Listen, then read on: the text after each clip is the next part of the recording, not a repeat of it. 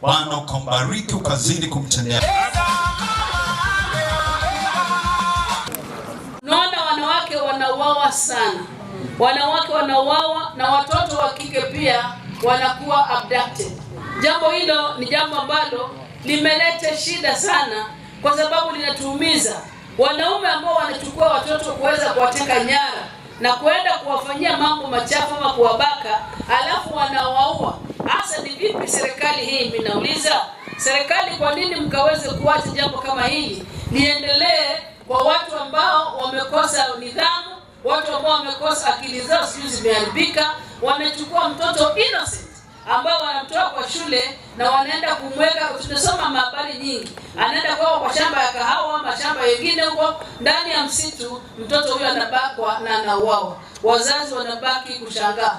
Ni ya kwamba mtaki watoto wa kike wasome tena, kwa maana hao ndio wameangaliwa sana.